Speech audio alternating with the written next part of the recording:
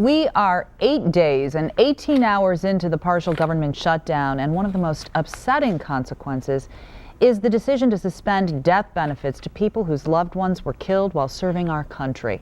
Even though lawmakers are working to possibly restore those benefits, 10 TV's Kevin Landers talked to one mother who says lawmakers should never have allowed it to come to this.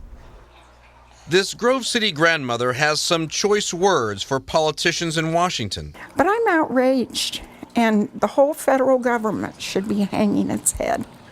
All the elected officials, I don't care if they're Republicans or Democrats or ayes or what they are.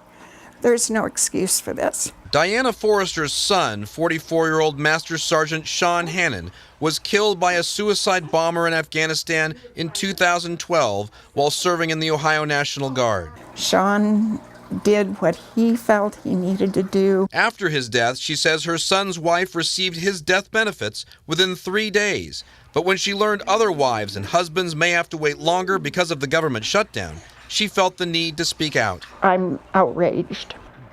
I am incensed. I can't tell you how angry I am. Just before our interview, the U.S. House voted to restore death benefits for those killed in action. The Senate has yet to vote. But for Diana Forrester, the damage is already done. Of course, I'm glad that they've changed it, but they can't undo it. And I feel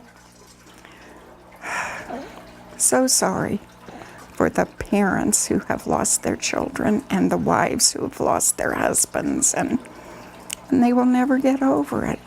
And this just adds to it. And if anyone knows the pain of losing a child in combat, it's this grandmother, whose son left behind a wife and a 2-year-old boy. 18 months since his death, Forrester says her family is still trying to put the pieces of the family back together again. You don't put it back together the same way.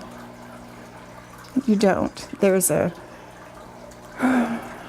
whatever the balance was before, it's not that way again, ever.